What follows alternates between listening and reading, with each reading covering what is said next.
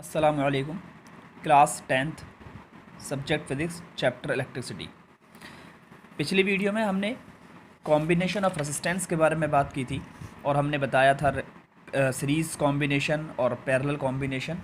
Series combination का formula था R equivalent is equal to R1 plus R2 plus R3 और parallel combination का formula था 1/R is equal to 1/R1 plus 1/R2 plus 1/R3, जहाँ पे R1, R2, R3 जो थे वो इंडिविजुअल रेसिस्टेंस थे। और उसके बाद फिर हमने बताया था कि डोमेस्टिक वायरिंग जो है उसको हम पैरेलल में क्यों करते हैं या उससे हमें क्या बेनिफिट है, सीरीज़ में करने से क्या नुकसान है, और उसके लिए हमने 2-3-4 पॉइंट बताए थे। आज जो हम टॉपिक शुरू करने वाले हैं वो है आपका heating effect of electric current. ये एक नया टॉपिक है, heating effect of electric current. तो जैसे हीटिंग वर्ड से ही समझ में आ रहा है, हीट का मतलब क्या है, गर्म, यानी किसी भी कंडक्टर का टेम्परेचर का राइज हो जाना, उसको हम हीटिंग बोलते हैं। तो इसमें क्या है कि जब when electric current is passed through resistance wire, when electric current is passed through a resistance wire, the wire gets heated. This is called heating effect of electric current. यानी जब किसी इलेक्ट्रिक रेसिस्टेंस में से या electric resistance wire में से जब electric current pass होता है तो वायर गर्म हो जाता है, हीट हो जाता है, और इसी को हम बोलते हैं heating effect of electric current. अब सवाल ये है कि ये हीट होती किस वजह से है, ये कैसे वायर हीट हो जाता है या क्यों वायर हीट हो जाता है। तो इसके लिए देखिए फिर से हम वही स्ट्रक्चर या फिर से वही डायग्राम हमने बनाया है कि जब किसी कंडक्टर के अंदर करंट पास होता है तो उसके जो इलेक्ट्रॉन्स हैं वो जब मोशन करते हैं तो मोशन के दौरान वो एक दूसरे से कोलाइड कर रहे होते हैं। ये हमने पहले ही बताया था कि लगातार इलेक्ट्रॉन्स के बीच में कोलिजन होता रहता है। वो एक बार मोशन स्टार्ट करते हैं, उसके बाद वो कोलिजन हो जाता है दूसरे इलेक्ट्रॉन के साथ, फिर वो मोशन स्टार्ट करते हैं, फिर कोलिजन, यानी लगातार उसमें कोलिजन होता रहता है, जिसकी वजह से रेसिस्टेंस क्रिएट होता है। यानी रेसिस्टेंस की जो हमने बेसिक रीज़न बताया था वो भी यही था, it is the cause of resistance is the collision of electrons. अब जब ये इलेक्ट्रॉन कोलाइड करते हैं तो कोलाइड होने की वजह से उनकी जो मोशन है वो एकदम स्टॉप हो जाती है, वो रुक जाती है। तो अब हमें यहाँ पे अब इसको आप इस तरह समझिए, मिसाल के तौर पे जब ये कोई वुडन ब्लॉक है, यहाँ पे एक बुलेट, हमने किसी गन से बुलेट को फायर किया और ये बुलेट जब जाके इस वुडन ब्लॉक में जाके कोलाइड किया इसने और वो जाके आके स्टॉप हो गई, तो हम देखते हैं कि वुडन ब्लॉक से थोड़ा सा धुआं या स्मोक निकल के बाहर निकल गया, यानी वो वहाँ से उसे हीटिंग क्रिएट हुई। तो ये हीटिंग कहाँ से आई कि जब जो बुलेट थी, जब ये मोशन में थी, जिस वक्त ये मोशन कर रही थी, उस वक्त इसके पास एक एनर्जी थी, और वो एनर्जी कौन सी थी, काइनेटिक एनर्जी। यानी इसके पास मास था, वेलोसिटी थी, तो 12mv² इसके पास काइनेटिक एनर्जी थी। इस काइनेटिक एनर्जी के साथ जाके जब ये इस वुडन ब्लॉक से स्ट्राइक किया, इसने कोलाइड किया, तो ये काइनेटिक एनर्जी, चूँकि अब एनर्जी के बारे में हमने पढ़ा है कि एनर्जी को हम ना तो क्रिएट कर सकते हैं और ना ही डिस्ट्रॉय कर सकते हैं, ये सिर्फ एक फॉर्म से दूसरी फॉर्म में ये इसको हम ट्रांसफॉर्म करते हैं, ये ट्रांसफॉर्म होती है। तो अब ये काइनेटिक एनर्जी इसके पास, चूँकि इसकी वेलोसिटी बहुत ज़्यादा होती है और इस बहुत ज़्यादा वेलोसिटी की वजह से इसकी काइनेटिक एनर्जी बहुत ज़्यादा होती है। अब ये इतनी हाई काइनेटिक एनर्जी से जाकर जब इसमें स्ट्राइक करती है तो और फिर उसके बाद एक दिन इसकी मोशन एकदम स्टॉप हो जाती है।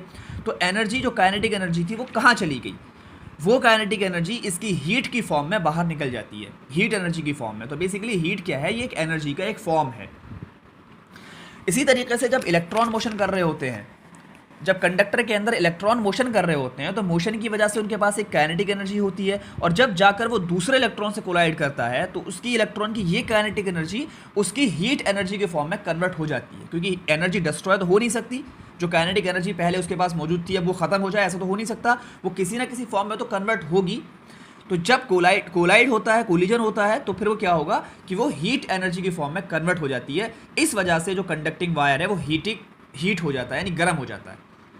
तो ये है बेसिकली हीटिंग इफेक्ट, यानी जब जब किसी कंडक्टर के अंदर करंट फ्लो होगा तो तब तब उसके अंदर हीट क्रिएट होगी। तो इससे समझ में क्या आया कि इससे पता ये चला कि हीटिंग का जो कॉज है वो रेसिस्टेंस है, यानी जितना ज़्यादा कोलिजन उतना ज़्यादा रेसिस्टेंस, जितना ज़्यादा रेसिस्टेंस उतना ज़्यादा उसमें हीटिंग होगी। तो अब अगर हमें कोई ऐसा एप्लियंस चाहिए, ऐसा हमें कोई ज़्यादा हीटिंग चाहिए, तो उसके लिए हमारे लिए ज़रूरी क्या है, कंडीशन क्या हो जाएगी, वो कंडीशन सिंपली हमने क्या पढ़ा हुआ है, R is equal to rho into L upon A। ये हमने रेसिस्टेंस का फॉर्मूला पढ़ा था, R is equal to rho, जहाँ पे रो क्या था, रेसिस्टिविटी, और L अपॉन A, L था लेंथ ऑफ द वायर और A था एरिया ऑफ क्रॉस सेक्शन। अब अगर हमें ज़्यादा हीट चाहिए तो सिंपली ज़्यादा रेसिस्टेंस चाहिए, ज़्यादा रेसिस्टेंस चाहिए तो क्या होगा, हमें रेसिस्टिविटी भी ज़्यादा होनी चाहिए। यानी मतलब ये हुआ कि अगर हम ऐसे कंडक्टर को यूज़ करेंगे जिसकी रेसिस्टिविटी ज़्यादा हो तो उसके अंदर हीट ज़्यादा क्रिएट होगी। रेसिस्टिविटी जिसकी ज़्यादा होगी, हीट भी उसके अंदर ज़्यादा क्रिएट होगी। इसी तरीके से लेंथ जितनी ज़्यादा होगी, रेसिस्टेंस उतना ज़्यादा होगा, और रेसिस्टेंस जितना ज़्यादा होगा, हीट भी उतनी ही ज़्यादा होगी। तो सीधा सीधा रिलेशन दिखाई दे रहा है। Area of cross section, area of cross section क्या मतलब है कि वायर की थिकनेस जितनी ज़्यादा होगी, रेसिस्टेंस उतना कम होगा, और रेसिस्टेंस जितना कम होगा, हीटिंग भी उतनी कम होगी। तो हीट डायरेक्टली प्रोपोर्शनल कर रही है किस पर, रेसिस्टिविटी पर और लेंथ पर, और इनवर्सली प्रोपोर्शनल है एरिया पर। यानी जो रेसिस्टेंस के साथ है सेम उसी तरीके से हीट का केस भी है।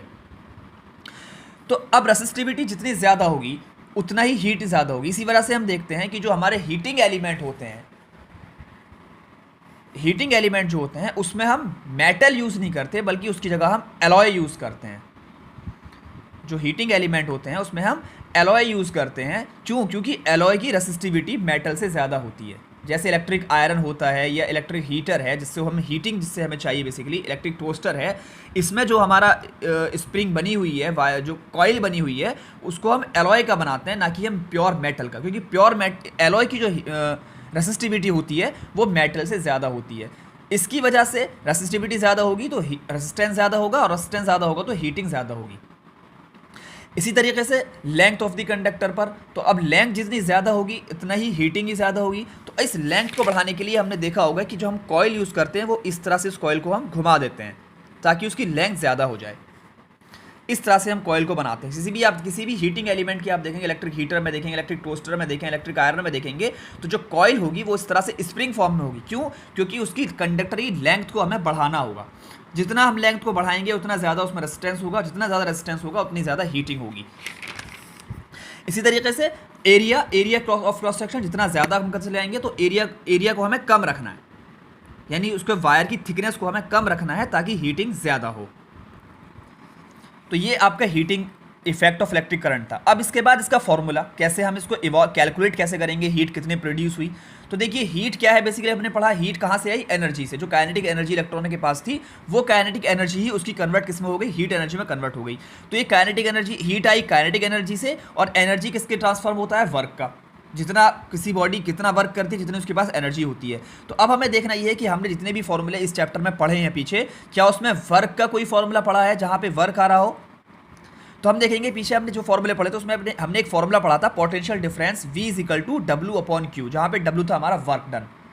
तो ये वर्क का फॉर्मूला हमें यहाँ से मिल गया, V यानी पोटेंशियल डिफरेंस = W/Q। यहाँ से W की वैल्यू क्या मिली हमें, W = V × Q, यानी potential difference into charge. Q यहाँ पर चार्ज है, और W वर्क जितना उतना ही एनर्जी, तो E कितना हो गया, V × Q। ये आपका एनर्जी का फॉर्मूला आया, E = VQ। अब चूंकि ये एनर्जी जो काइनेटिक एनर्जी थी, ये एनर्जी ही हीट एनर्जी में कन्वर्ट हुई है। अगर हमने मान लिया कि सारी की सारी काइनेटिक एनर्जी हीट एनर्जी में कन्वर्ट हो जाती है, हम ये अगर अज्यूम करें, तो इसका मतलब जितनी एनर्जी यहाँ पर थी काइनेटिक फॉर्म में, उतनी ही एनर्जी कन्वर्ट हो गई हीट फॉर्म में। तो हीट का फॉर्मूला भी क्या बन गया, H = VQ। ये आपका हीट का फॉर्मूला आ गया। यानी हीट को हम कैसे कैलकुलेट करेंगे किसी कंडक्टर के अंदर, जहाँ पे V है आपका पोटेंशियल डिफरेंस और Q है हमारा चार्ज। अब इस फॉर्मूले को हम दूसरे फॉर्म में भी देख सकते हैं कि Q है आपका चार्ज, और हमने एक फॉर्मूला पढ़ा था करंट का फॉर्मूला, I = Q/T, यानी चार्ज अपॉन टाइम। और यहाँ से अगर हम चार्ज की वैल्यू निकालें, Q = आ जाएगा IT, और तो इसकी वैल्यू हम पुट कर देंगे तो H = आ गया VIT। और ये है आपका इंपॉर्टेंट फॉर्मूला हीट का, H = VIT। V है आपका चार्ज, पोटेंशियल डिफरेंस, V है आपका पोटेंशियल डिफरेंस, I है करंट, और T है आपका टाइम। तो ये है हीट का फॉर्मूला। अब इस फॉर्मूले को हम दूसरे फॉर्म में भी कन्वर्ट कर सकते हैं। जैसे V क्या है आपका पोटेंशियल डिफरेंस, और I है हमारा करंट। हमने एक ओम्स लॉ में फॉर्मूला पढ़ा था, V = IR। ये हमने ओम्स लॉ को इस तरह से देखा था, V/I = R। V/I = R। तो यहाँ पे अगर हम V की वैल्यू IR पुट कर देते हैं, V = IR by Ohm's law, तो ये फॉर्मूला H का फॉर्मूला, हीट का फॉर्मूला क्या बन जाएगा, H = I²RT। ये भी हीट का दूसरा फॉर्मूला आ गया, I²RT। और दोबारा से अगर हम यहाँ इसी फॉर्मूले में H = VIT में इस बार हम I की वैल्यू पुट कर दें इसी फॉर्मूले से, तो आई इज इक्वल टू किसके बराबर होता है, वी अपॉन आर। यहाँ से V upon I is equal to R से अगर हम यहाँ पे आई की वैल्यू निकालना चाहें तो ये हो जाएगा वी अपॉन आर। तो ये आएगा फॉर्मूला, इसमें फिर से वैल्यू पुट कर देंगे तो एच इज इक्वल टू आ जाएगा V square upon R T. यानी इसी H is equal to V I T के फॉर्मूले में हमने एक बार V is equal to I R put कर दिया तो फॉर्मूला बन गया आई स्क्वायर आर टी, और एक बार आई की वैल्यू पुट कर दी वी अपॉन आर तो फॉर्मूला बन गया V square upon R into T. तो इस तरह से हमने हीट के अलग अलग फॉर्मूले देखे। एक हीट का फॉर्मूला हमने देखा वी क्यू, एक दूसरा देखा वी आई टी, एक देखा हमने H is equal to I square R T, और चौथा देखा हमने H is equal to V square upon R into T. ये सारे हीट के फॉर्मूले हैं। न्यूमेरिकल में हम सॉल्व करते वक्त सारे फॉर्मूले यूज़ करेंगे क्योंकि इसमें डिपेंड करेगा कि हमें वैल्यू क्या दी हुई है। मिसाल के तौर पे हमें हीट फाइंड करनी है और हमें रेसिस्टेंस और टाइम दिया हुआ है और करंट हमें दिया हुआ है तो हम ये फॉर्मूला यूज़ कर सकते हैं। हमें करंट नहीं दिया हुआ, हमें पोटेंशियल डिफरेंस दिया हुआ है, रेसिस्टेंस दिया हुआ है, टाइम दिया हुआ है तो हम ये फॉर्मूला यूज़ कर लेंगे। हमें पोटेंशियल डिफरेंस दिया हुआ है, करंट और टाइम दिया हुआ है तो हम ये वाला फॉर्मूला यूज़ करेंगे। यानी न्यूमेरिकल में जो वैल्यू हमें दी हुई है उसके अकॉर्डिंग हम इन चारों फॉर्मूलों में से कोई एक फॉर्मूला यूज़ कर सकते हैं। तो इस तरह से हमने हीट के 4 फॉर्मूले पढ़े। हीट की जो बेसिकली यूनिट होती है उसको हम बोलते हैं कैलोरी, और एनर्जी की यूनिट जो होती है वो जूल होती है। तो चूंकि अभी हमने पढ़ा कि एनर्जी ही जो काइनेटिक एनर्जी थी वही कन्वर्ट हुई हीट एनर्जी में, तो एनर्जी की यूनिट जूल भी है और कैलोरी भी है। कैलोरी हीट की प्रैक्टिकल यूनिट होती है। तो इन दोनों में रिलेशन क्या होता है वो हम अभी आगे बताएंगे। अब इसमें एक ये चीज़, मेन चीज़ यहाँ पे ये देखिए कि ये जो हमने फॉर्मूला पढ़ा H is equal to I square R T, ये फॉर्मूला, इस फॉर्मूले को हम बोलते हैं जूल्स लॉ ऑफ हीटिंग। ये फॉर्मूला जो है जूल्स लॉ ऑफ हीटिंग का कहलाता है, H is equal to I square R T.